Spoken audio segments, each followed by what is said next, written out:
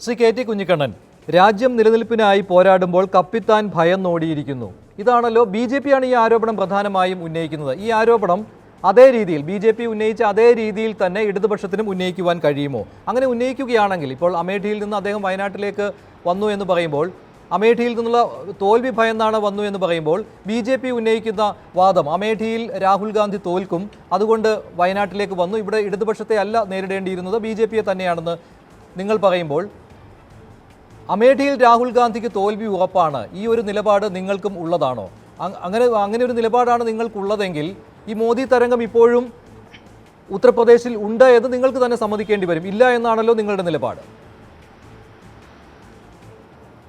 അല്ല മഞ്ജുഷേ, അമേഠിയിൽ നിന്ന് ഭയപ്പെട്ടാണോ പരാജയ ഭീതി മൂലമാണോ രാഹുൽ ഗാന്ധി വയനാട്ടിലേക്ക് വരുന്നത് എന്നത് അദ്ദേഹത്തിൻ്റെ വയനാട്ടിലെ മത്സരവുമായി ബന്ധപ്പെട്ട് സ്വാഭാവികമായിട്ട് ഏത് രാഷ്ട്രീയ നിരീക്ഷകരും വിശകലനം ചെയ്യേണ്ടി വരും. അത് ഒഴിവായിക്കൊണ്ട് നമുക്ക് രാഹുലിൻ്റെ ഈ വയനാട് പോലുള്ളൊരു മണ്ഡലത്തിലേക്ക് ഇടതുപക്ഷത്തെ ടാർഗറ്റ് ചെയ്യുന്ന ഒരു മത്സരത്തെ നമുക്ക് വിശകലനം ചെയ്യാൻ പറ്റില്ല.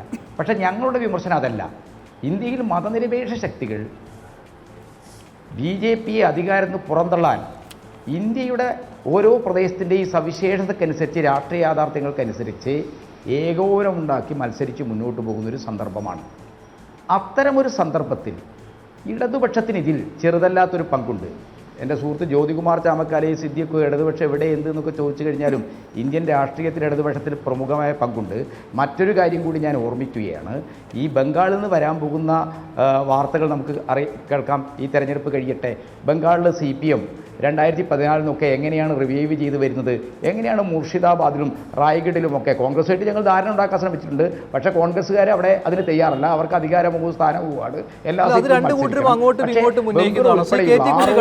ഇത് പറയുമ്പോൾ ഈ കോൺഗ്രസ് നിങ്ങളുടെ സ്വാഭാവികമായ ഒരു സഖ്യകക്ഷിയല്ലല്ലോ. കോൺഗ്രസ് നിങ്ങളുടെ സ്വാഭാവികമായ ഒരു സഖ്യകക്ഷിയല്ല.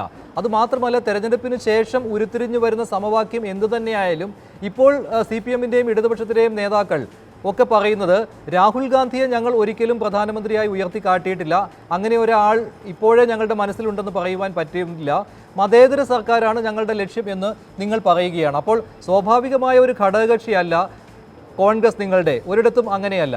പിന്നെയുള്ളത് രാഹുൽ ഗാന്ധി നിങ്ങൾ ഉയർത്തിക്കാട്ടുന്ന പ്രധാനമന്ത്രി സ്ഥാനാർത്ഥിയല്ല. ഇതൊക്കെ വരുമ്പോൾ എങ്ങനെയാണ് നിങ്ങൾക്ക് കോൺഗ്രസിനോട് പറയുവാൻ കഴിയുക ഞങ്ങളോട് മത്സരിക്കുവാൻ ഇങ്ങോട്ട് വരരുത് എന്ന്? അല്ല മഞ്ജുഷേ, രാഹുൽ ഗാന്ധിക്ക് ആ യാഥാർത്ഥ്യബോധമുണ്ടെന്നാണ് എനിക്ക് തോന്നുന്നത്. അദ്ദേഹം തന്നെ നേരത്തെ പറഞ്ഞ എന്താണ്, കോൺഗ്രസ് ഒരു പ്രധാനമന്ത്രി കാൻഡിഡേറ്റിനെ വെച്ചുകൊണ്ടല്ല മത്സരിക്കേണ്ടത്, മതനിരപേക്ഷ ശക്തികളുടെ ആകെ ഏകോപനമുണ്ടാക്കി BJPയെ താഴെ ഇറക്കാനുള്ള ഒരു രാഷ്ട്രീയ സാഹചര്യം സൃഷ്ടിക്കണം. ഈ ദിശയിലാണ് കോൺഗ്രസ് ശ്രമങ്ങൾ ആരംഭിച്ചത്.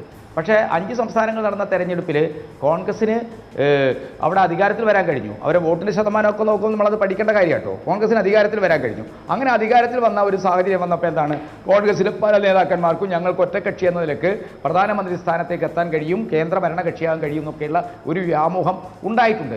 അപ്പോൾ അത്തരം വ്യാമോഹങ്ങളിൽ നിന്നല്ല, ഇന്ത്യയുടെ വസ്തുനിഷ്ഠ സാഹചര്യങ്ങളിൽ നിന്നാണ്. സംസ്ഥാനങ്ങളിലെ തെരഞ്ഞെടുപ്പ് നടന്നപ്പോൾ കോൺഗ്രസ് അവിടെ വിട്ടുവീഴ്ചയ്ക്കും തയ്യാറായിട്ടുണ്ട്. ശ്രീ കെ ടി കുഞ്ഞിക്കണ്ണൻ, വിട്ടുവീഴ്ചയ്ക്കും തയ്യാറായിട്ടുണ്ട്. ഉദാഹരണത്തിന് കർണാടകത്തിലെ കാര്യം തന്നെ എടുക്കാവുന്നതാണല്ലോ. അവർ മുഖ്യമന്ത്രിയായിട്ട് JDSന്റെ കുമാരസ്വാമിയെ അംഗീകരിക്കുകയാണ് ഉണ്ടായത്. പിന്നെ ഈ സംസ്ഥാനങ്ങളിലെ കാര്യം പറയുമ്പോൾ നിങ്ങൾ വലിയൊരു എണ്ണമൊന്നും ആയിരിക്കില്ല, പക്ഷേ ഒരിടത്തും നിങ്ങൾ ഈ കോൺഗ്രസ് നേതൃത്വം നൽകുന്ന മതേതര സഖ്യത്തിനൊപ്പം നിൽക്കുവാൻ തയ്യാറായിരുന്നില്ല. കുറച്ച് വോട്ടുകളെ ഉള്ളുവെങ്കിൽ കുറച്ച് വോട്ടുകൾ, ആ വോട്ടുകൾ ഭിന്നിച്ചു പോകരുത് എന്ന ആഗ്രഹം നിങ്ങൾക്കുണ്ടായിരുന്നില്ല. BJP വിരുദ്ധത നിങ്ങൾ വാക്കിൽ പറയുമ്പോഴും അവിടെ പ്രകടമാകുന്നത് കോൺഗ്രസ് മുക്ത് ഭാരതം കൂടിയാണ്. ഇല്ല, കോൺഗ്രസ് മുക്ത ഭാരതം എന്ന ഒരു മുദ്ര, ഒരു രാഷ്ട്രീയ പാർട്ടിയിൽ നിന്നൊക്കെ ഇന്ത്യയെ മോചിപ്പിക്കണമെന്നുള്ളതല്ല ഞങ്ങളുടെ നിലപാട്. ഞങ്ങളുടെ നിലപാട് വർഗീയതയിൽ നിന്നും മതാന്തതയിൽ നിന്നൊക്കെ ഈ രാജ്യത്തെ മോചിപ്പിക്കണമെന്നുള്ളതാണ്. വർഗീയതയും മതാന്തതയൊക്കെ പടർന്ന കോർപ്പറേറ്റ് മൂലധന ശക്തികൾക്ക് സ്വാധീനമില്ലാത്തൊരു ഗവൺമെൻറ് ഉണ്ടാക്കണം, ജനോപകാരപ്രദമായ കാര്യങ്ങൾ നടപ്പാക്കുന്ന ഒരു ഗവൺമെൻറ് ഉണ്ടാക്കണം. അങ്ങനെ ഒരു ഗവൺമെൻറ് ഉണ്ടാക്കുന്നതിൽ ഇടതുപക്ഷത്തിൻ്റെ അംഗബലം പാർലമെൻറ്റിൽ കൂടണം. ഇടതുപക്ഷത്തിൻ്റെ അംഗബലം പാർലമെൻറ്റിൽ കൂടാൻ നിലനിൽക്കുന്ന യാഥാർത്ഥ്യത്തിനകത്ത് കേരളം ഉൾപ്പെടെയുള്ള സംസ്ഥാനങ്ങളാണ് സാധിക്കുക. അത്തരമൊരു സംസ്ഥാനത്ത് വന്ന് ഇടതുപക്ഷവുമായി നേരിട്ടുള്ള ഒരു ഏറ്റുമുട്ടലിന് രാഹുൽ ഗാന്ധി തയ്യാറാകുന്നത് വഴി അദ്ദേഹം തെറ്റായ ഒരു രാഷ്ട്രീയ സന്ദേശമാണ് നൽകുന്നത്. ശരി, ശ്രീ കെ ടി കുഞ്ഞിക്കണ്ണൻ, ഒരു കാര്യം കൂടി ടി സിദ്ദിഖ് പറഞ്ഞ ഒരു കാര്യത്തിനും കൂടി താങ്കൾ മറുപടി പറയുക. വയനാട്ടിലെ കാര്യം അദ്ദേഹം പോകുന്ന വഴിക്കൊക്കെ റോഡ് ഷോ കണ്ടു എന്ന്. അത് തന്നെ, അതായത് വയനാട്ടിൽ 3 ലക്ഷത്തോളം വോട്ടിന്റെ ഭൂരിപക്ഷം രാഹുൽ ഗാന്ധി നേടാൻ പോവുകയാണ് എന്ന്. പിന്നെ അവിടെ ഇടതുപക്ഷത്തിനും ബി ജെ പിക്കും ഒന്നും വോട്ടേ കാണുകയില്ലല്ലോ, കെട്ടിവെച്ച കാശ് പോലും നഷ്ടമാകുന്ന ഒരു സ്ഥിതിയിലേക്ക് വരുമെന്ന്. ഇതാണ് വിലയിരുത്തൽ. എന്നോടാണോ ചോദിച്ചത്? അതെ. ഹലോ, സിദ്ദിഖ് പറഞ്ഞിരുന്നുവല്ലോ, താങ്കൾ ശ്രദ്ധിച്ചു കാണുമല്ലോ. മറുപടി പറഞ്ഞല്ലോ, ഓരോരുത്തർക്കും ആഗ്രഹിക്കാം, ഓരോരുത്തർക്കും ആവേശം കൊള്ളാം.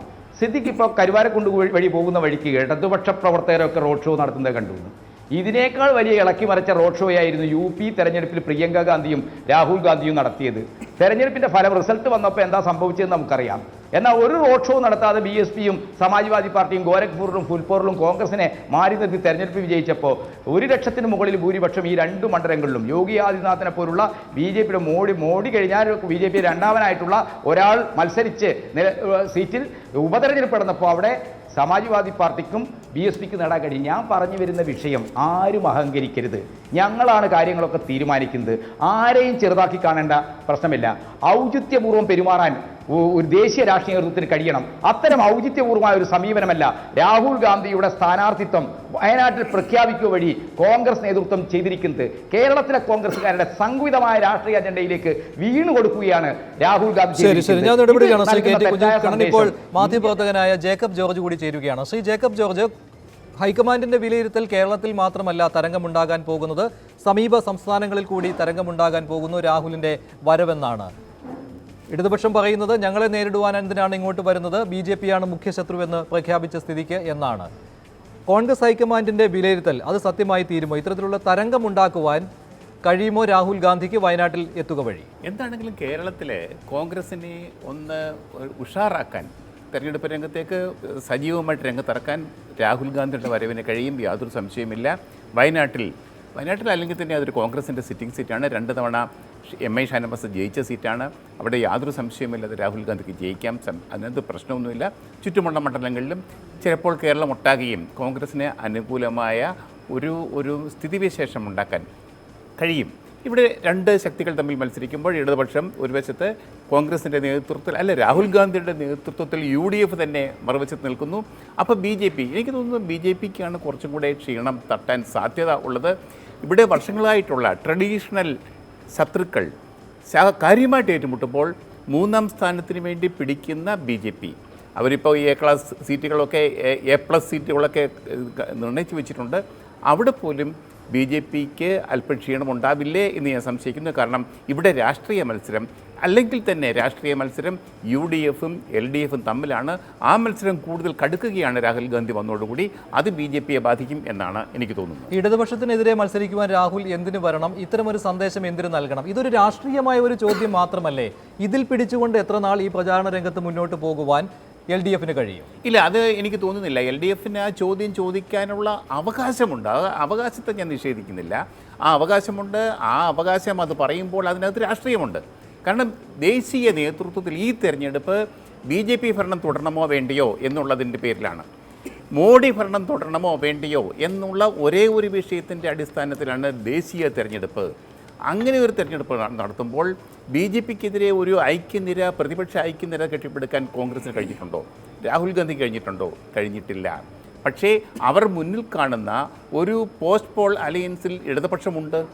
അങ്ങനെയുള്ള ഇടതുപക്ഷം നിർണായകമായ ഒരു സാന്നിധ്യമുള്ള കേരളത്തിൽ പ്രധാനപ്പെട്ട UDFനെതിരെ നിർണായകമായ ഒരു മത്സരത്തിന് വേണ്ടി കോപ്പുകൂട്ടുന്ന LDFനെ നേരിടാൻ രാഹുൽ ഗാന്ധി തന്നെ വയനാട്ടിലേക്ക് വരുമ്പോൾ അത് രാഷ്ട്രീയമായിട്ട് ശരിയല്ല എന്ന് പറയാനുള്ള രാഷ്ട്രീയ അവകാശം ഇടതുപക്ഷത്തിനുണ്ട്, CPM നേതാക്കൾക്കുണ്ട്. പക്ഷേ ഈ മതേതര സഖ്യത്തിൽ ഒരിക്കലും പങ്കാളിയാകാൻ തയ്യാറാകാതിരിക്കുന്ന ഇടതുപക്ഷത്തിന്, അല്ലെങ്കിൽ കോൺഗ്രസിനെ അംഗീകരിക്കുവാൻ തയ്യാറാകാതിരിക്കുന്ന പ്രത്യേകിച്ച് കേരളത്തിലെ നേതാക്കൾ, അവർ ഈ വിഷയം ഉന്നയിക്കുമ്പോൾ അത് എത്രമാത്രം വോട്ടർമാർക്കിടയിൽ പ്രതിഫലിക്കുവാനുള്ള സാധ്യതയാണോ? അല്ല മഞ്ജുഷേ, കേരളത്തിൽ വർഷങ്ങളായിട്ട് 57 തെരഞ്ഞെടുപ്പ് മുതൽ ഇങ്ങോട്ട് ഒരു വശത്ത് കോൺഗ്രസും മറുവശത്ത് കമ്മ്യൂണിസ്റ്റ് പാർട്ടി, പിന്നീട് CPM, അങ്ങനെ തന്നെയാണല്ലോ, മാറി മാറി ഭരിക്കുകയാണല്ലോ.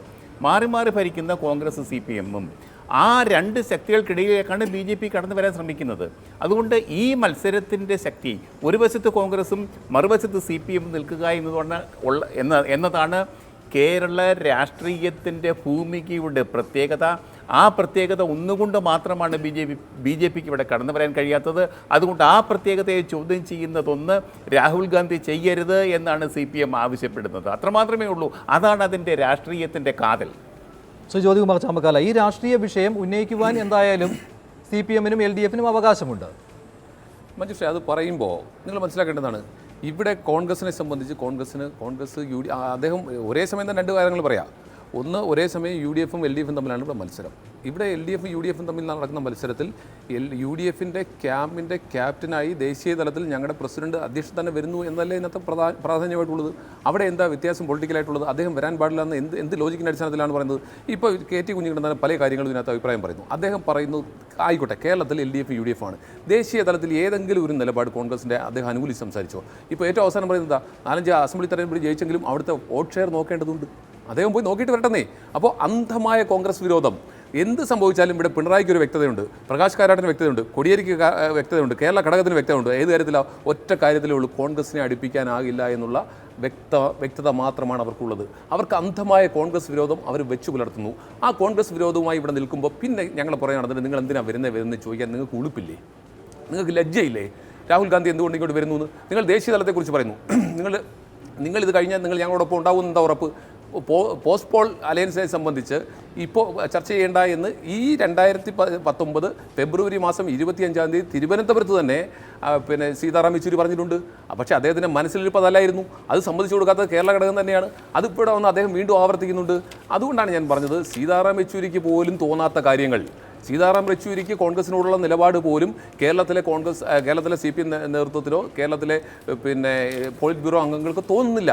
പിന്നെ അവരിവിടെ വന്ന് മത്സരിക്കുമ്പോൾ നിങ്ങൾ വരാൻ പാടില്ലായിരുന്നു എന്ന് പറയുമ്പോൾ നിങ്ങൾക്ക് ഉളുപ്പില്ല എന്ന് ചോദിക്കേണ്ടി വരുന്നതിൽ എന്താ ഞങ്ങൾക്ക് ചോദിക്കാതിരിക്കാൻ പറ്റുമോ? അത് ചോദിക്കേണ്ടി തന്നെ വരും. കാരണം നിങ്ങൾ ഒരു ഘട്ടത്തിലും കോൺഗ്രസുമായി ദേശീയ തലത്തിലോ സംസ്ഥാന തലത്തിലോ അലയൻസോ അല്ലെങ്കിൽ 2004 നടന്നിട്ടുണ്ട് എന്നുള്ള വസ്തുതയാണ്. പക്ഷേ നിങ്ങൾ പറയുന്നത് ഇവർക്കിപ്പോൾ അദ്ദേഹം പിന്നെ പറയുന്നത് എന്താ? വടകരയിൽ ഇപ്പോഴും ഗോലീബി സഖ്യം ഉണ്ടെന്നൊക്കെയാണ്. എന്ത് അടിസ്ഥാനത്തിലായി പറയുന്നത്? ഇവിടെ കുമ്മനം രാജശേഖരൻ പരസ്യമായി പറഞ്ഞിരിക്കുന്നു, ഞാൻ ജയിക്കും, വടകരയിൽ മുരളീധരൻ തോൽക്കും എന്ന് പറയുമ്പോൾ നിങ്ങൾ BJP-യും തമ്മിലല്ലേ അലയൻസ് ഉണ്ടാക്കാൻ ശ്രമിക്കുന്നത്? ഇനി നിങ്ങൾ മനസ്സിലാക്കേണ്ട ഒരു കാര്യമാണ്, നിങ്ങൾ കോലീബി സഖ്യത്തെക്കുറിച്ച് ഒരു ഭാഗത്ത് പറയുന്നു, മറുഭാഗത്ത് പറയുന്നു BJP-ക്കെതിരായി ഞങ്ങളുടെ അഖിലേന്ത്യാ പ്രസിഡന്റ് ഒന്ന് മത്സരിക്കുമ്പോഴും നിങ്ങൾ ഇത്തരത്തിലുള്ള വാദഗതികളുമായി മുന്നോട്ട് പോകുന്നു. നിങ്ങൾ എന്നും CPM ആണ് ആജീവനാന്തം ഈ ജനസംഘവുമായും RSS-ഉമായും മുന്നോട്ട് പോയിട്ടുള്ളത്. നിങ്ങൾ മാത്രമേ 1967 മുതലുള്ള കഥകൾ ചർച്ച ചെയ്യപ്പെടേണ്ടി വരും. ആദ്യം ഞാൻ ചോദിച്ച ചോദ്യത്തിനും താങ്കൾ ഉത്തരം നൽകിയില്ല. അതായത് വയനാട്ടിൽ ഒരു രാഷ്ട്രീയ പോരാട്ടത്തിന് BJP തയ്യാറാണോ എന്ന്. ഇപ്പോൾ BDJS-ന്റെ സംസ്ഥാന അധ്യക്ഷൻ തുഷാർ വെള്ളാപ്പള്ളി വയനാട്ടിലേക്ക് വരുന്നു. അദ്ദേഹം തന്നെ അങ്ങ് പ്രഖ്യാപിക്കുകയാണ്, ഞാൻ വരും വയനാട്ടിലേക്ക് എന്ന്. പക്ഷേ ഇതിന് BJP കേന്ദ്ര നേതൃത്വത്തിൻ്റെ അംഗീകാരം ഇതുവരെ കിട്ടിയിട്ടുമില്ല. BJPക്ക് ഒരു രാഷ്ട്രീയ മത്സരം വയനാട്ടിൽ എങ്ങനെ കാഴ്ചവെക്കുവാൻ പറ്റും? പിന്നെ ഇവിടെ ജേക്കബ് ജോർജ് പറഞ്ഞ കാര്യം, BJPക്കാണ് ഇതിലൂടെ നഷ്ടം സംഭവിക്കാൻ പോകുന്നത്. രണ്ട് തുല്യ ശക്തികൾ തമ്മിലുള്ള ഏറ്റുമുട്ടൽ അതിൻ്റെ പാരമ്യതയിലേക്ക് എത്തുകയാണ് വയനാട്ടിൽ രാഹുൽ വരുന്നതോടുകൂടി. മഞ്ജുഷ, ആദ്യം എനിക്ക് പറയാനുള്ളത്, ഈ മെയിൻ സ്റ്റുഡിയോയിലിരിക്കുന്ന ആനുകൂല്യം മുതലാക്കിക്കൊണ്ട് ഞാൻ സംസാരിക്കുമ്പോൾ അതിൻ്റെ ഇടയിൽ കയറി ദയവേത് ജ്യോതികുമാറിനെ ഇൻട്രപ്റ്റ് ചെയ്യാൻ സമ്മതിക്കരുത്. കാരണം ഞാൻ കഴിഞ്ഞ 2 തവണ എനിക്ക് അവസരം കിട്ടിയപ്പോഴും അദ്ദേഹം കയറി ഇൻട്രപ്റ്റ് ചെയ്തു, എനിക്ക് മുഴുവൻ പൂർത്തിയാക്കാൻ കഴിഞ്ഞില്ല. അദ്ദേഹം പ്രകോപിപ്പിക്കുകയാണ്. ഞാൻ അൺപാർലമെൻ്ററി ആയിട്ടുള്ള ഒരു വാക്കും ഇവിടെ ഉപയോഗിച്ചില്ല. അപ്പോൾ ഇദ്ദേഹം ഇപ്പോൾ ഉളുപ്പില്ലേ എന്നൊരു ചോദ്യം ചോദിക്കുന്നത് കേട്ടോ. ആ പദം ഉപയോഗിക്കാൻ പാടുണ്ടോ? മഞ്ജുഷ എന്തുകൊണ്ട് അത് തിരുത്തിയില്ല? ഞാൻ പറയുന്നത്, പരസ്പരം ഒരു സംസാരിക്കുന്ന സമയത്ത് ഇൻട്രപ്റ്റ് ചെയ്യാതിരിക്കുന്നതാണ് ഭംഗി. രണ്ടാമത്തെ കാര്യം, നരേന്ദ്രമോദിയെക്കുറിച്ചൊക്കെ ഇവർ എത്ര ഹീനമായ പദങ്ങൾ ഉപയോഗിച്ചിട്ടുണ്ട്, അതൊന്നും ഞാൻ ഇപ്പോൾ ചർച്ചാ വിഷയമാക്കാൻ ആഗ്രഹിക്കുന്നില്ല. അങ്ങ് ചോദിച്ച ചോദ്യത്തിലേക്ക് വരാം. BJPക്ക് നഷ്ടം സംഭവിക്കുമെന്നുള്ളതൊക്കെ ജേക്കബ് ജോർജ് അദ്ദേഹത്തിൻ്റെ ആഗ്രഹം പറഞ്ഞതായിരിക്കാം. ഇവിടെ ഇപ്പോൾ സംഭവിച്ചിരിക്കുന്നത് പിണറായി വിജയൻ പറഞ്ഞല്ലോ, ദയവ് ചെയ്ത് ഇങ്ങോട്ട് വരുന്നത്, ഇവിടെ മത്സരം എന്ന് പറയുന്നത് BJPക്ക് സാധ്യതയില്ലാത്തതാണ്, രാഹുൽ ഗാന്ധി വന്നാൽ BJPക്ക് സാധ്യത ഉണ്ടാകും എന്നുള്ള രീതിയിലൊക്കെയാണല്ലോ പിണറായി വിജയൻ പറഞ്ഞിരുന്നത്. അതുതന്നെയാണ് സംഭവിക്കാൻ പോകുന്നത്. കേരളത്തിലെ ജനങ്ങൾക്ക് ഇവരുടെ കാപട്യം വെളിവായിരിക്കുകയാണ്. ഇപ്പോൾ മത്സരം എന്ന് പറയുന്നത് UPAയും NDAയും തമ്മിലായി മാറുകയാണ്. ഇവിടെ രാഹുൽ ഗാന്ധി വരുന്നതോടുകൂടി BJPയുടെ മത്സരം എന്ന് പറയുന്നത് UPA വേഴ്സസ് NDA എന്ന നിലയിലേക്ക് മാറും. കേരളത്തിൽ സ്വാഭാവികമായിട്ടും അതിൻ്റെ എഡ്ജ് കിട്ടാൻ പോകുന്നത് NDAക്ക് തന്നെയാണ്. ഇവിടെ രാഹുൽ ഗാന്ധി വന്നാൽ വലിയ ഇമ്പാക്റ്റ് ഉണ്ടാക്കും എന്നൊക്കെ പറയുന്ന അവരുടെ വ്യാമോഹമാണ്. കേരളത്തിലെ ഒരുപക്ഷെ ഉത്തര മലബാറിലെ 2-3 സീറ്റുകളിലാണ് ഇവർ പ്രതീക്ഷിക്കുന്നത്. മറിച്ച് തമിഴ്നാട്ടിൽ പോയി കഴിഞ്ഞാൽ CPM-ഉം കുഞ്ഞിക്കണ്ണൻ്റെ പാർട്ടിയും ജ്യോതികുമാറിൻ്റെ പാർട്ടിയും ഒറ്റക്കെട്ടല്ലേ. കോയമ്പത്തൂരിൽ ഇവർ രാഹുൽ ഗാന്ധിയുടെ ഫോട്ടോ വെച്ചാണ് CPM പ്രചരണം നടത്തുന്നത്. എന്തൊരു കഷ്ടമാണ് CPM-ന്റെ കാര്യം. കോയമ്പത്തൂരിൽ ചെന്ന് കഴിഞ്ഞാൽ കഴിഞ്ഞാൽ ഇവർ രാഹുൽ ഗാന്ധിയെ പ്രധാനമന്ത്രിയാക്കാൻ വേണ്ടി വോട്ട് ചോദിക്കുന്നു. തൊട്ടിപ്പുറത്തെ മണ്ഡലം വയനാട്ടിൽ വന്നു കഴിഞ്ഞാൽ രാഹുൽ ഗാന്ധിയെ പരാജയപ്പെടുത്താൻ വേണ്ടി വോട്ട് ചോദിക്കുന്നു. വലിയ കഷ്ടമാണ് ഇവരുടെ കാര്യം. അപ്പോൾ ഇത്തരം വൈരുദ്ധ്യങ്ങൾ കേരളത്തിലെ ജനങ്ങൾക്ക് മുന്നിൽ തുറന്നു കാണിക്കാൻ NDAക്ക് കിട്ടിയിട്ടുള്ള അവസരമാണ്. ആ അവസരം ഞങ്ങൾ എന്തായാലും മുതലാക്കും. സ്വാഭാവികമായിട്ടും രാഹുൽ ഗാന്ധിക്ക് പോകുന്ന വോട്ടുകളൊന്നും മോദിക്ക് കിട്ടേണ്ടതായിരിക്കില്ലല്ലോ. മോദി വേഴ്സസ് രാഹുൽ ഗാന്ധി എന്നുള്ളതാണ് ഈ തെരഞ്ഞെടുപ്പിന്റെ നറേറ്റീവ് എങ്കിൽ സ്വാഭാവികമായും മോദിക്ക് അനുകൂലമായി കിട്ടുന്ന വോട്ടുകൾ ഒന്നുപോലും രാഹുൽ ഗാന്ധിക്ക് കിട്ടാൻ പോകുന്നില്ല. അതുകൊണ്ട് തന്നെ BJPക്ക് ഒരു വോട്ടിന്റെ നഷ്ടവും ഇവിടെ സംഭവിക്കാൻ പോകുന്നില്ല. NDA സഖ്യത്തിന് ഒരു വോട്ടിന്റെ നഷ്ടവും സംഭവിക്കാൻ പോകുന്നില്ല. രണ്ടാമത്തെ കാര്യം മഞ്ജുഷ് ചോദിച്ചത് വയനാട്ടിൽ BJP മത്സരിക്കുമോ എന്നുള്ള കാര്യമാണ്. അത് NDA മുന്നണി അടിസ്ഥാനത്തിൽ BDJSന് വിട്ടുകൊടുത്തിട്ടുള്ള സീറ്റാണ്. BDJSന്റെ അധ്യക്ഷൻ ശ്രീമാൻ തുഷാർ വെള്ളാപ്പള്ളി തന്നെ പറഞ്ഞിട്ടുണ്ട് അമിത്ഷായാണ് കാര്യങ്ങൾ തീരുമാനിക്കേണ്ടതെന്ന്. അപ്പോൾ സ്വാഭാവികമായിട്ടും തീരുമാനം വരട്ടെ, അതുവരെ വെയിറ്റ് ചെയ്യാൻ മാത്രമേ ഉള്ളൂ. ഇപ്പോൾ എന്തായാലും അത് സംബന്ധിച്ച അഭിപ്രായം പറയാൻ ഞാനില്ല.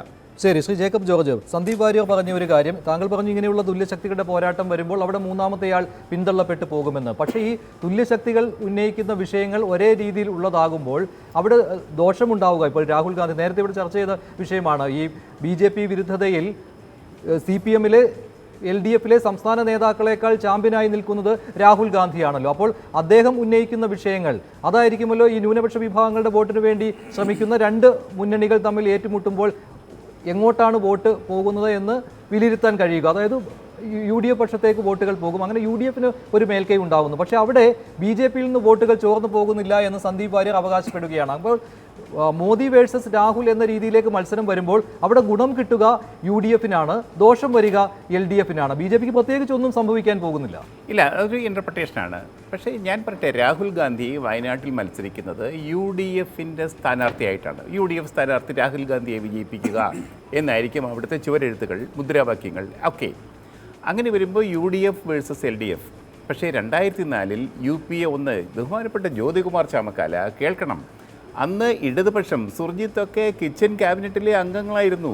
അവരൊക്കെയാണ് ആ ഗവൺമെൻറ്റിനെ നിയന്ത്രിച്ചത് സോണിയാഗാന്ധിയോടൊപ്പം നിന്നിട്ട്. ആ ഗവൺമെൻറ് UPAയുടെ രാഷ്ട്രീയ ചരിത്രത്തിലെ ഏറ്റവും നല്ല ഗവൺമെൻറ്, മെച്ചപ്പെട്ട ഗവൺമെൻറ് എന്ന് പേരെടുത്തു. എന്തുകൊണ്ടാണ്? ഇടതുപക്ഷത്തിൻ്റെ ക്രിയാത്മകമായ ഒരു സഹകരണവും പിന്തുണയും കൊണ്ടാണ്. അതേസമയം കേരളത്തിൽ ഇടതുപക്ഷവും കോൺഗ്രസും തമ്മിൽ ചേരിപ്പോര് തന്നെയായിരുന്നു. ചേരിപ്പോരെന്നല്ല, പരസ്പരം ശത്രുപാളയത്തിൽ തന്നെയായിരുന്നു. യാതൊരു കോംപ്രമൈസും ഉണ്ടായിട്ടില്ല. അതാണ് കേരളത്തിലെ രാഷ്ട്രീയത്തിൻ്റെ ഒരു പ്രത്യേകത. ഇത് നമ്മൾ വിവിധ സംസ്ഥാനങ്ങൾ, ആ സംസ്ഥാനങ്ങളിലൊക്കെയും പലതരം പ്രാദേശിക പാർട്ടികൾ, ഇന്ന് പ്രാദേശിക പാർട്ടികൾ എല്ലായിടത്തും തലപൊക്കിയിരിക്കുന്നു. അവരൊക്കെ ശക്തമായിരിക്കുന്നു, പ്രാദേശിക ഭരണം അവരുടെ കൈക്കലാക്കിയിരിക്കുന്നു. 67-ന് ശേഷം 57 മുതൽ ഇവിടെ തെരഞ്ഞെടുപ്പ് നടക്കുന്നു. ഇവിടെ കോൺഗ്രസും CPM രണ്ട് ശക്തികളായിട്ട് തന്നെ നിൽക്കുന്നു. 67-ലൊക്കെ തമിഴ്നാട്ടിൽ കോൺഗ്രസ് അപ്രത്യക്ഷമായി. ബംഗാൾ കോൺഗ്രസിൻ്റെ ഭരണം അവസാനിച്ചു. എങ്കിലും കേരളത്തിൽ തുടരുന്നത് കേരളത്തിൻ്റെ ഈ ഒരു രണ്ട് ധ്രുവങ്ങളിൽ നിന്നുകൊണ്ട് മത്സരിക്കുന്നത് കൊണ്ട് മാത്രമാണ്. അതുകൊണ്ട് കേരളത്തിന് ഗുണം കിട്ടിയിട്ടുണ്ട്. മാറി മാറി അതിലേക്ക് രാഹുൽ ഗാന്ധി വന്ന് വീഴരുതായിരുന്നു എന്നാണ് താങ്കൾ പറയുന്നത്. ഇല്ല, അത് രാഹുൽ ഗാന്ധി വീഴരുതായിരുന്നു എന്ന് ഞാൻ പറയുന്നില്ല. വീഴരുതായിരുന്നു എന്ന് പിണറായി വിജയനും യെച്ചൂരിയും പറയുമ്പോൾ അത് പറയാനുള്ള രാഷ്ട്രീയ അവകാശം അവർക്കുണ്ട് എന്ന് മാത്രമേ ഞാൻ പറയുന്നുള്ളൂ. പക്ഷേ അവിടെ ഇടതുപക്ഷത്തെ ബാധിക്കില്ല എന്ന് പറഞ്ഞുകൊണ്ട് അവർക്കിപ്പോൾ ആത്മവിശ്വാസത്തോടു കൂടി കാര്യങ്ങൾ അവതരിപ്പിക്കുവാൻ കഴിയുകയില്ല. അല്ല, അപ്പോഴുള്ള കേരളത്തിലെ മത്സരത്തിന് വേറൊരു ഡയമെൻഷൻ വന്നിരിക്കുന്നു. ദേശീയ ശ്രദ്ധ ആകർഷിക്കുന്ന ഒരു മത്സരമായിട്ട് മാറിയിരിക്കുന്നു. ഇത് രാഹുൽ ഗാന്ധി കേരളത്തിലേക്ക് വരുമ്പോൾ ഒരു UDFനും കോൺഗ്രസിനും, ഇതുവരെയും കോൺഗ്രസിൻ്റെ സ്ഥിതി നമുക്കറിയാമല്ലോ, അത്ര ഒരു ദുർബലമായൊരവസ്ഥയിലായിരുന്നു. ആ അവസ്ഥയിൽ നിന്ന് കോൺഗ്രസ് സടകുടഞ്ഞെഴുന്നേറ്റിരിക്കുന്നു. CPM ഇടതുപക്ഷം വളരെ ശക്തമായിട്ട് തന്നെ നിലയുറപ്പിച്ചിരിക്കുന്നു.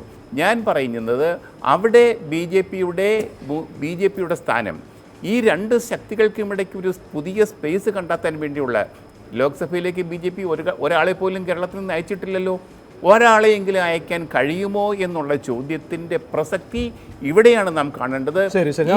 അതായത് വയനാട്ടിൽ നിന്ന് അതിങ്ങ് തിരുവനന്തപുരം വരെ ഈ ഒരു തരംഗം വ്യാപിക്കുമെന്നാണ് ഇടവേളയ്ക്ക് ശേഷം ചർച്ചയിലേക്ക് മടങ്ങിയത്.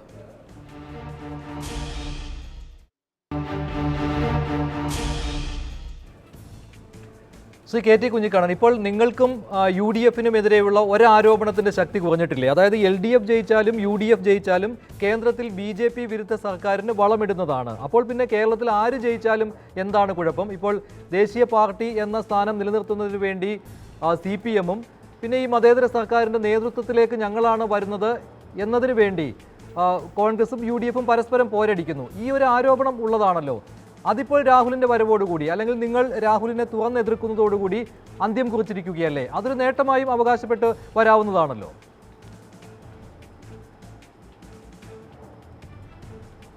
രാഹുലിൻ്റെ വരവ് ദേശീയ രാഷ്ട്രീയത്തിൽ തെറ്റായ ഒരു സന്ദേശമാണ് നൽകുന്നത്. അത്തരമൊരു വിമർശനമാണ് ഞങ്ങൾ മുന്നോട്ട് വെച്ചിരിക്കുന്നത്. കേരളത്തിൽ 20 നിയോജക മണ്ഡലങ്ങളിൽ LDF സ്ഥാനാർത്ഥികൾ മത്സരിക്കുന്നുണ്ടല്ലോ. വയനാട് മണ്ഡലത്തിൽ ഇടതുപക്ഷത്തിൻ്റെ സ്ഥാനാർത്ഥി മത്സരിക്കുന്നുണ്ടല്ലോ. വയനാട് നിയോജക മണ്ഡലത്തിൽ രാഹുൽ ഗാന്ധി വരുമ്പോൾ തീർച്ചയായിട്ടും ഞങ്ങൾക്ക് എന്താവണം, ഇവിടെ ജേക്കബ് ജോർജ് ചൂണ്ടിക്കാണിച്ച പോലെ കുറേ കൂടി സൂക്ഷ്മവും ആഴത്തിൽ കോൺഗ്രസിൻ്റെതായിട്ടുള്ള വിമർശനങ്ങൾ കേരളത്തിൽ ഉയർന്നു വരും. ദേശീയ രാഷ്ട്രീയത്തിൽ കോൺഗ്രസ് അനുവർത്തിക്കുന്ന ഹിന്ദുത്വ പ്രീണന നയങ്ങൾ കുറേ കൂടി വിശദാംശങ്ങൾ ഇവിടെ ചർച്ച ചെയ്യപ്പെടും. രാഹുൽ ഗാന്ധി അതിന് അവസരം ഉണ്ടാക്കരുതായിരുന്നു. BJP പ്രതിരോധിക്കാൻ BJP മത്സരിക്കുന്ന ഒരു മണ്ഡലത്തിലായിരുന്നു അദ്ദേഹം പോകേണ്ടിയിരുന്നത്. കർണാടക സംസ്ഥാനത്തെ PCC അധ്യക്ഷൻ ഒരു മണ്ഡലം ചൂണ്ടിക്കാണിച്ചിട്ടും അങ്ങ് ഇവിടെ മത്സരിച്ചാൽ കർണാടകയിലാകെ BJPക്കെതിരായിട്ടൊരു തരംഗമുണ്ടാക്കാൻ കഴിയും. അപ്പോൾ കർണാടകയിൽ BJPക്കെതിരായിട്ട് തരംഗമുണ്ടായിക്കൊണ്ടാണ് BJPയുടെ സീറ്റാണ് കുറക്കേണ്ടത്. ഇടതുപക്ഷത്തിൻ്റെ സീറ്റ് കുറക്കാൻ വേണ്ടിയല്ല അദ്ദേഹം കേരളത്തിലേക്ക് വരേണ്ടത്. ഈ രാഷ്ട്രീയ നിലപാട് കേരളത്തിലെ BJP നേതാക്കളുടെ ഒരു അജണ്ടയുടെ ഭാഗമാണ്. ആ അജണ്ടയിൽ രാഹുലിനെ പോലുള്ള ഒരു ദേശീയ നേതാവ് വീഴാൻ പാടില്ലായിരുന്നു. അതിന്റെ ഒരു അനിവാര്യമായ ഒരു ഫലം എന്ന് പറയുന്നത് കേരളത്തിലെ നേതാക്കളുടെ അജണ്ടയുടെ ഭാഗം എന്ന് പറയുമ്പോൾ ഇത് ഹൈക്കമാൻഡ് ആദ്യം തന്നെ തീരുമാനമെടുത്ത് ഇങ്ങോട്ട് അറിയിച്ച ഒരു കാര്യമാണ്. ഹൈക്കമാൻഡ് ആദ്യം തന്നെ ഇതിലൊരു തീരുമാനത്തിലെത്തിയതാണ്. അതിനുശേഷമാണ് സംസ്ഥാനങ്ങളുടെ അഭിപ്രായം തേടുകയും 3 സംസ്ഥാനങ്ങൾ ഇങ്ങനെ ഒരു ആഗ്രഹം മുന്നോട്ട് വെക്കുകയും ചെയ്തത്. അതിൽ കേരള നേതാക്കളുടെ അജണ്ട, കേരള നേതാക്കൾ ഇടതുപക്ഷത്തെ ഇല്ലായ്മ ചെയ്യുന്നതിന് വേണ്ടി, തകർക്കുവാൻ വേണ്ടി ഇങ്ങനെ ഒരു അജണ്ട സെറ്റ് ചെയ്ത് ഹൈക്കമാൻഡ് മുൻപാകെ വെച്ചതല്ല. അല്ല, അത് കോൺഗ്രസിനകത്തുള്ള ആഭ്യന്തര പ്രശ്നങ്ങളാണ്. എന്തായാലും കേരളത്തിലെ ജനങ്ങൾക്കറിയാവുന്ന കാര്യം എന്താണ്, AICC രാഹുലിന് ഒരു സുരക്ഷിത മണ്ഡലം തെക്കേ ഇന്ത്യയിൽ തേടുമ്പോൾ അത് വയനാടാവട്ടെ എന്ന് ജനങ്ങൾക്ക് മുമ്പിൽ പ്രഖ്യാപിച്ച് രംഗത്ത് വന്ന് ആവേശപൂർവ്വം ചാടി വീണത് ഉമ്മൻചാണ്ടിയും ചെന്നിത്തലയുമാണ്. അത് വഴി എന്താണ് ദേശീയ രാഷ്ട്രീയത്തിൽ രാഹുൽ നൽകുന്ന സന്ദേശം? മഞ്ജുഷ എത്ര വാദിച്ചാലും അത് ചർച്ച ചെയ്യപ്പെടും. DMKയുടെയും അതുപോലെ തന്നെ ഇതര മതനിരപേക്ഷ പാർട്ടികളുടെയും എല്ലാ നേതാക്കളും രാഹുൽ ഗാന്ധിയോട് നിർദ്ദേശിച്ചിട്ടുണ്ട്, കേരളത്തിൽ പോയി ഇടതുപക്ഷത്തിനെതിരായിട്ട് താങ്കൾ മത്സരിക്കാൻ പാടില്ല എന്ന്. അത്തരം സമ്മർദ്ദങ്ങളെയെല്ലാം തന്നെ ഇന്ത്യയുടെ ഭാവി രാഷ്ട്രീയത്തെ രൂപപ്പെടുത്തേണ്ട, BJP വിരുദ്ധ ഗവൺമെൻറ് രൂപീകരിക്കേണ്ട മതനിരപേക്ഷത്വ ഐക്യത്തെ മുൻനിർത്തിയുള്ളതായിരുന്നു. ആ സമ്മർദ്ദത്തെ ഇവിടെ PCCയുടെ അധ്യക്ഷൻ കണ്ടത് ഡൽഹിയിൽ നടക്കുന്ന അന്തർനാടകമായിട്ടാണ്. അദ്ദേഹത്തിന് BJP ഇന്ത്യ ഭരിച്ചാലും എന്താണ്, കേരളത്തിൽ കുറച്ച് സീറ്റ് സൗകര്യം ഉണ്ടാവുക എന്നുള്ളത് മാത്രമാണ് പ്രശ്നം. ആ രീതിയിലാണ് അദ്ദേഹം കാര്യങ്ങളെ കണ്ടത്. പക്ഷെ ഒരു കാര്യം ഞാൻ ഉറപ്പിച്ചു വരുന്നു, രാഹുൽ ഗാന്ധി വരുന്നത് കൊണ്ട് ഇന്ത്യയിലെ മറ്റേതെങ്കിലും പ്രദേശത്ത് ഉണ്ടാകുന്നത് പോലുള്ള ഒരു എഫക്റ്റ്, ഒരു തരംഗമൊന്നും കേരളത്തിൽ ഉണ്ടാകാൻ പോകുന്നില്ല. കേരളത്തിലെ ജനങ്ങൾ അങ്ങനെ വ്യക്തികളെ കണ്ട്, വ്യക്തിപ്രഭാവം കണ്ട് നിലപാടെടുക്കുന്ന ആളുകളല്ല, നല്ല രാഷ്ട്രീയ ബോധമുള്ള ജനങ്ങളാണ്. ആ ജനങ്ങൾക്കിടയിൽ ഇന്ന് BJP എതിർക്കാൻ, ദീർഘകാലാടിസ്ഥാനത്തിൽ ജനോപകാരപ്രദമായ നയങ്ങൾ നടപ്പാക്കാൻ ഇടതുപക്ഷത്തിന്റെ സാന്നിധ്യം ഇന്ത്യൻ പാർലമെന്റിൽ അനിവാര്യമാണ് എന്ന ബോധം അവരുടെ ജീവിതാനുഭവങ്ങളിലൂടെ, രാഷ്ട്രീയ അനുഭവങ്ങളിലൂടെ. ജ്യോതികുമാർ ചാമക്കാലക്കുടി ചർച്ചയിൽ ഉള്ളതുകൊണ്ടാണ് താങ്കളിലേക്ക് പിന്നീട് വരാതിരുന്നത്. താങ്കൾ എപ്പോഴും പറയുന്ന കാര്യം ഈ 3 സംസ്ഥാനങ്ങൾ അതിർത്തി പങ്കിടുന്ന വയനാട്ടിൽ മത്സരിക്കുന്നത് എല്ലാ സംസ്ഥാനങ്ങളിലും ഉണർവ് പകരും എന്നാണ്. പക്ഷേ നേരത്തെ സന്ദീപ് വാര്യർ ഇവിടെ ഉന്നയിച്ച ചോദ്യമുണ്ടല്ലോ, കോയമ്പത്തൂരിൽ വരുമ്പോൾ അവിടെ കൈകോർത്താണ് മത്സരിക്കുന്നത്, അവിടെ രാഹുലിൻ്റെ കട്ടൗട്ട് ഉയർത്തുന്നത് CPM നേതാക്കളാണ്. അപ്പോൾ പിന്നെ ഈ ഒരു പൊതുചിത്രമായിട്ട് ഇതിനെ എങ്ങനെ വ്യാഖ്യാനിക്കാൻ കഴിയും?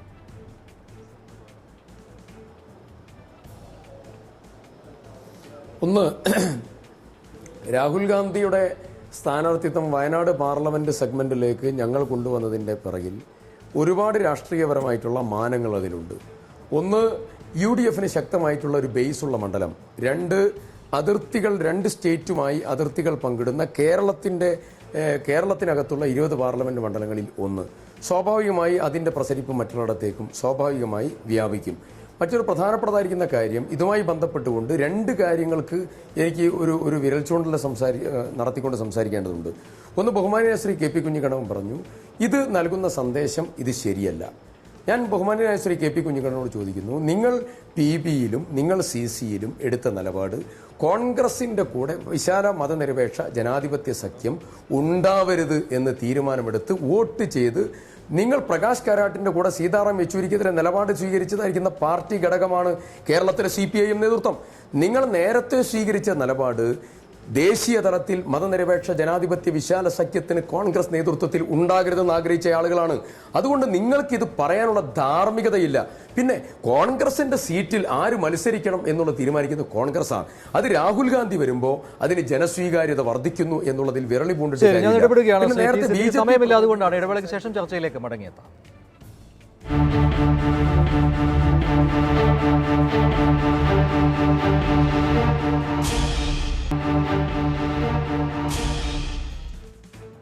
ശ്രീ സന്ദീപ് വാര്യർ, ഇനി ഒടുവിലായിട്ട് കുറച്ച് സമയം മാത്രമേ ഉള്ളൂ. ശ്രീ സന്ദീപ് വാര്യർ, BJP-യെ ഉത്തരേന്ത്യയിൽ എതിർക്കുവാനുള്ള ഒരു തുരുപ്പ് ചീട്ടായിട്ട് പ്രയോഗിക്കുവാൻ പോവുകയാണല്ലോ BJP. ഏത് രീതിയിൽ ഇത് വയനാട്ടിലേക്കുള്ള വരവിനെ ഉപയോഗിക്കുവാനാണ് BJP ലക്ഷ്യമിടുന്നത്? അല്ല, തീർച്ചയായും രാഹുൽ ഗാന്ധിയുടെ ഒളിച്ചോട്ടം വരുന്ന ദിവസങ്ങളിൽ വ്യാപകമായി തന്നെ ഇപ്പോൾ തന്നെ ട്വിറ്ററിലൊക്കെ അത് ട്രെൻഡിങ് ആണ്. രാഹുൽ ഗാന്ധി ഒളിച്ചോടി എന്നുള്ള രീതിയിൽ വലിയ തോതിൽ വിമർശനങ്ങൾ ഉയരുന്നുണ്ട്, കളിയാക്കലുകൾ വരുന്നുണ്ട്. അദ്ദേഹത്തിനെ വളരെ തോതിൽ പൊതുജനങ്ങൾ അദ്ദേഹത്തെ അപഹസിക്കുന്നുണ്ട്. കാരണം ഒരു പോരാട്ടത്തിൻ്റെതായ യുദ്ധഭൂമിയിൽ നിന്ന് നായകൻ ഒളിച്ചോടി കഴിഞ്ഞിരിക്കുകയാണ്.